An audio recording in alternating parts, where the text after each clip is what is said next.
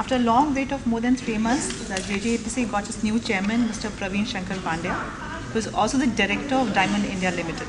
Joining us here, Mr. Praveen Shankar Pandya himself. So heartiest congratulations from our team, from everyone here, from our magazine. So you are everywhere in the news. Just let me start with a soft note on it. You are everywhere in the news, everywhere, the moment you become chairman. So your reactions on it? I've been in the council for so many years in the past, so it's not new for me. So, but I see a lot of goodwill for me, and I'm thankful to the entire industry for showing faith and goodwill in me. These are trying times, and there are a lot of challenges before the industry. And with the support of everybody, I think we'll be able to overcome all the challenges. Industry needs your guidance like that, let me put it. So what are your priorities? You have just joined as a chairman. What are your priorities as a chairman of JJAPC? You see, my priority is to uh, uh, make available ease of doing business in India. You see, today every sector in the industry, whether it is diamonds, whether it is color stones, whether it is jewelry, they all experiencing some or the other difficulties. There has not been any major, policy support for last 5 years to this industry. Small here and there have been available, but that would set the tone. That kind of support has not come, and I think it is essential. There have been Shiv Raman Committee on Presumptive Tax that we haven't got. They recommended. Then we interest subvention. We need. There are a lot of things. So gold, availability of gold for our exporters are not there. So these things. So it's a tough task, like so how would you Yeah. manage it like one by one? What are your We'll, plans we'll for take that? it up. We have a good, strong committee, and I think we'll take it up. And we hope that we've just accomplished something day before yesterday. SEZ has approval has come, so that one by one we'll take up everything and do it. So you will, Yes. the faith lies in you, the trust lies in you. So what's your view on banning CBD imports? Don't you think steps towards making ethical practices and full disclosure would have been better rather than just banning it? No, but yes, we are open. We can do that. But till that happens, you cannot, shake the confidence of our customers and consumers. We are in the process of creating detection center, and today also if there is a mixing, there is no way of finding out because the volumes of business are so large of natural diamond and synthetic is peanuts. So if that will disturb the major business, then what will happen? So we are creating a detection service center. We have already set it up. There are 5 machines. We need 20 machines.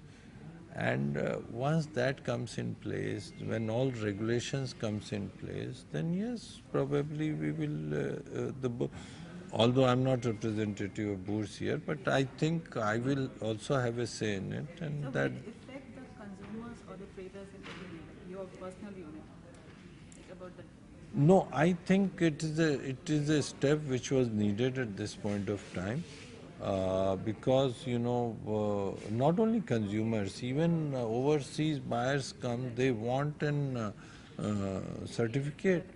And how can I give certificate if we allow the same this thing and somebody mixes there?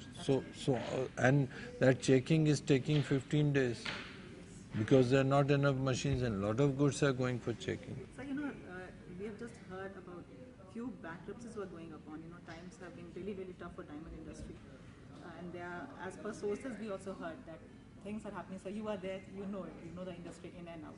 So what is your message regarding this? Why is this happening? Why this kind of trend is? In fact, if you see my presentation, it's all about profitability, pressure on profitability. You see, we have been manufacturing, the prices have not been dropped by miners. and the drop in polish prices by 10%, if somebody is doing a very large turnover, he becomes vulnerable, and coupled with one or two bankruptcies, then that man's, he loses his capital. There has been a severe erosion of capital in some cases. So that is why these things happening, and that is why I have taken this as my primary this thing, interest subvention, other thing, because I want to reduce the cost of this industry so that no further bankruptcies take place and they are able to support themselves, they are able to support their labor and employment. How such things can be handled, sir, from a businessman point of view, from traders' point of view? How can these things can be stopped? Like how can they be controlled in a way? You see, it's everybody's individual business, so you can really not control it. Otherwise, you would not have gone and become the leaders in the world market. So, somebody is doing business, he has to look to his own business and do it. But you know, fraudulent bankruptcies is something that we need to control.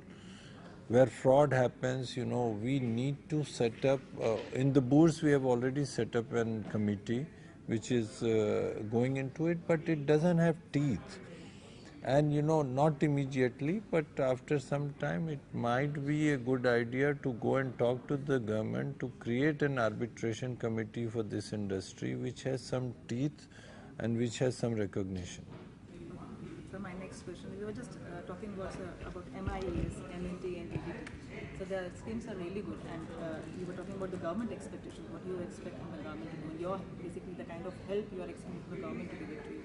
Can you just elaborate on those points? And very good points you just. Yes, interest subvention, we are expecting that they will at least give us 3 to 4% interest subvention. And on MI scheme, on value addition, we have asked for 3% there also. That whatever exporter is doing value addition, they should give 3%. This is across the board, not just in diamonds, but in color stones and gems and jewelry, entire sector. And also, yes, these two schemes basically is what. Abolition of Yeah. This is for the jewelry, because what has happened that when SEEPS was created, there was a tax holiday there, which has gone, and now what is happening that on every of their profit they have to pay MAT and dividend distribution. So these are becoming very, and they already have a lot of other restrictions. So at least on MAT, at this point of time where you know their overseas markets are not good, sluggish, you know, if they are given this thing only in SEEPS and other this thing, then it will be a welcome step. It will work out, sir.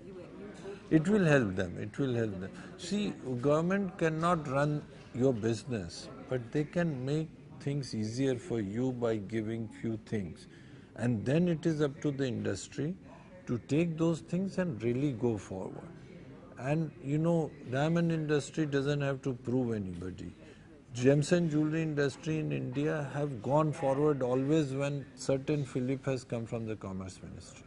And so and the industry is always there for them. Right now we were just talking about some CSR activities. Yes. And the new ones you just told us about drought, about the farmers facing drought. Yes. And about the new toilets. Toilet scheme, yes. Big things for sir, and lots and lots of hope the industry has Yes. from you. So your message, the last question, your message to the industry. My message is there that this industry has really done tremendously well in last 4 decades. And I'm very confident it will continue to do very well, except for 1 or 2 years when it looks forward to certain support. And I'm sure from organizational point of view, Gem and Jewelry will do everything to seek from the government the support for this industry.